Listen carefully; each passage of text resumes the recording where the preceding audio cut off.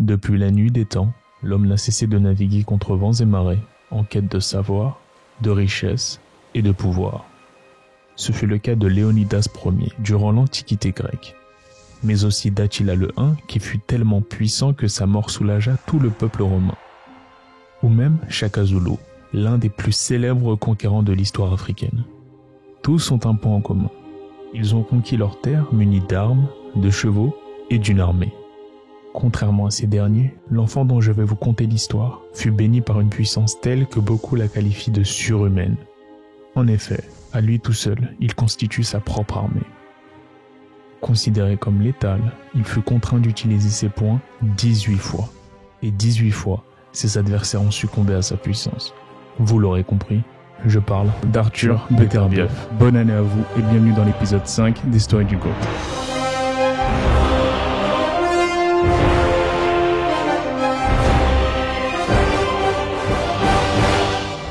De descendance tchétchène, Arthur Beterbiev est né à Kazavurt, au Daghestan. Il fut introduit au sport de combat dès l'âge de 11 ans. Ses disciplines de prédilection, la boxe et la lutte.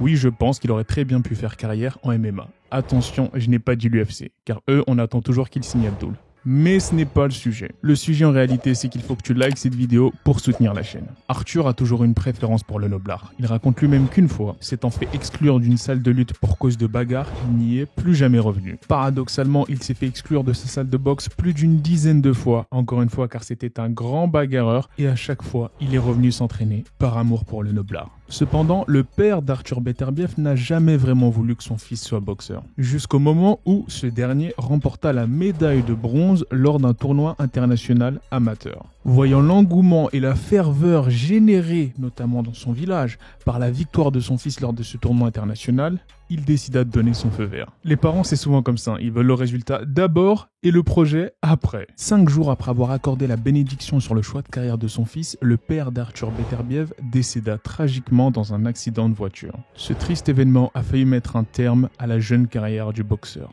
Dépité, il voulut arrêter la boxe, mais ce fut sans compter le soutien sans relâche de sa mère qui l'encouragea à continuer et notamment à aller s'entraîner à Moscou.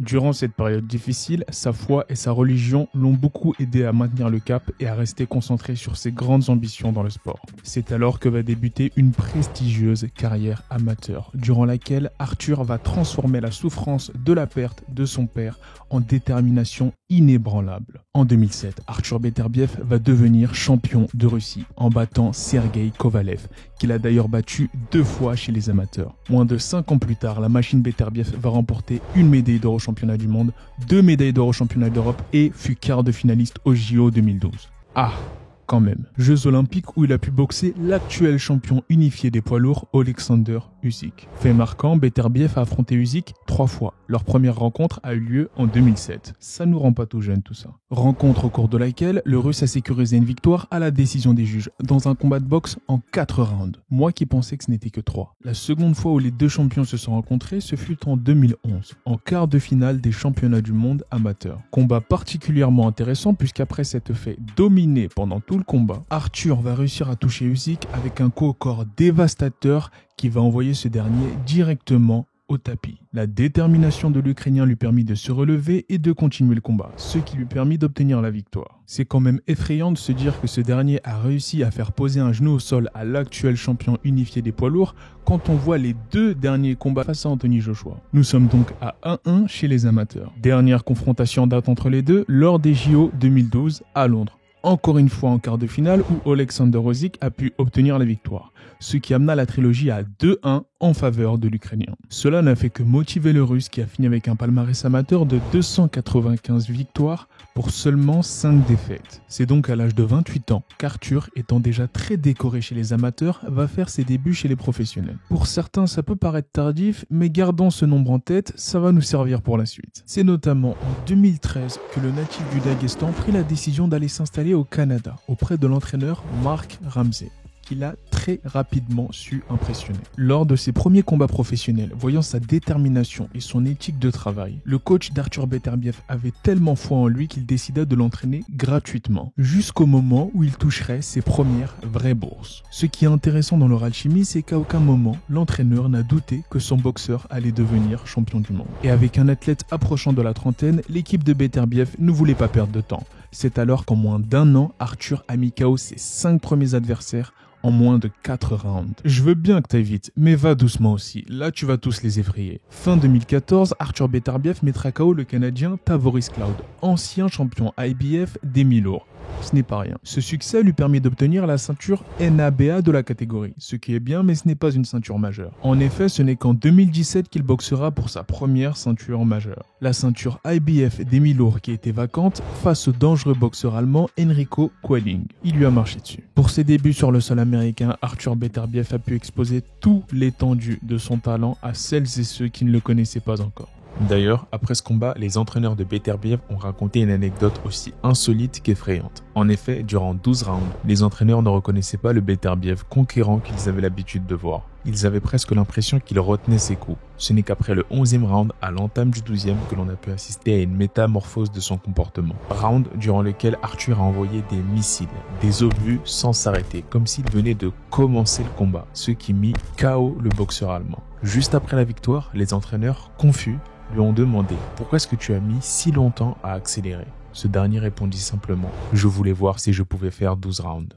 12e KO consécutive, ça commence à devenir inquiétant. Et en parlant d'inquiétude, attendez qu'on parle des sparring, notamment des témoignages de certains boxeurs. Car je pense sincèrement qu'on a rarement entendu autant de rumeurs et de bruits de couloir à propos d'une même personne. À commencer par Chad Dawson, ancien champion WBC des mi-lourds, qui a pu mettre les gants avec Arthur.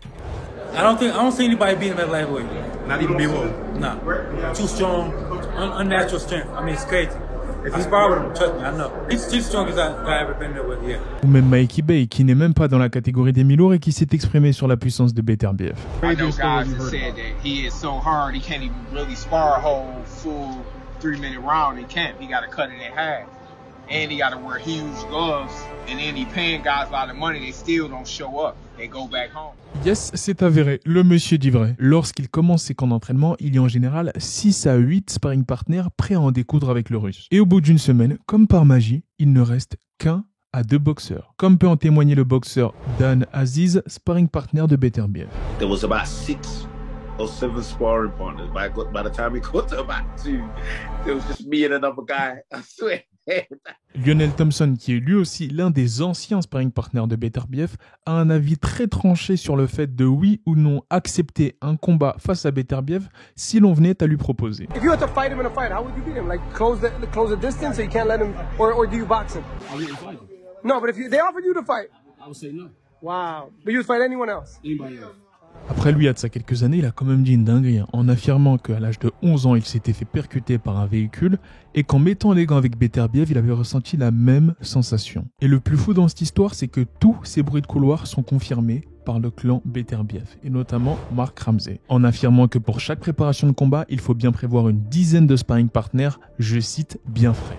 Il en parle comme si c'était de la viande. Effrayant. Penchons-nous donc un peu sur l'origine de cette puissance. Et ayant pour idole de jeunesse Mike Tyson, Arthur Beterbiev possède certes une puissance de frappe phénoménale, mais le boxeur russe a surtout un timing et une précision dévastatrices. Changement de niveau, footwork défensif, pression et cadrage. Arthur Beterbiev sait tout faire et paraît pratiquement invincible. Il existe plusieurs écoles de la boxe. L'école cubaine où les déplacements aériens sur la pointe des pieds, les réflexes, les mouvements de tête défensifs sont de rigueur. L'école américaine, plus basée sur la vitesse et l'explosivité. Beterbiev, quant à lui, est issu de l'école typique soviétique, avec des fondamentaux très solides, où la répétition de mouvements simples, basiques, tels que le 1-2 en est devenu robotique. C'est leur manière à eux de créer des cyborgs. Ajoutez à cela une hygiène de vie irréprochable, notamment liée au fait qu'il soit musulman. Il n'a jamais bu d'alcool, ne s'est jamais couché tard et possède une alimentation saine et équilibrée. Il ne laisse aucune distraction pénétrer sa vie si ce n'est la boxe ou sa famille. En partant de ce constat, on commence à comprendre pourquoi même arrivé en fin de trentaine, il est si athlétique. Ça me fait penser à un LeBron James en NBA qui a investi chaque année des millions dans sa santé. santé. Ce qui fait qu'aujourd'hui, il est encore dans la discussion des MVP, même à l'âge de 38 ans. Là, c'est un peu similaire avec Arthur. Certes, avec un budget inférieur car il n'investit pas des millions dans sa santé chaque année, mais sa gestion du temps rigoureuse lui permet de conserver une forme d'élite. La précision et la manière dont il s'étire après chaque entraînement, sa manière de s'hydrater, l'heure précise à laquelle il va se coucher, tous ces paramètres étant réglés au millimètre près pour que la machine soit parfaitement fonctionnelle le jour du combat. Cependant, tout cela étant dit, des signes à caractère humain, si je peux dire, commence à se montrer chez Beterbiev. Notamment qu'avec l'âge, il est de plus en plus difficile pour lui de faire le poids pour la catégorie des mi-lourds. Après avoir signé chez Top Rank, on a pu voir qu'il était bel et bien humain après être allé au tapis face à l'invaincu Callum Johnson. Mais le plaisir de son adversaire ne fut que de courte durée car la machine a très rapidement repris le dessus. Et après cette victoire, s'en est suivi une démolition successive de ses adversaires. En 2021, face à l'Olympien et ancien champion du monde Marcus Brown, nous avons pu être témoins de la résistance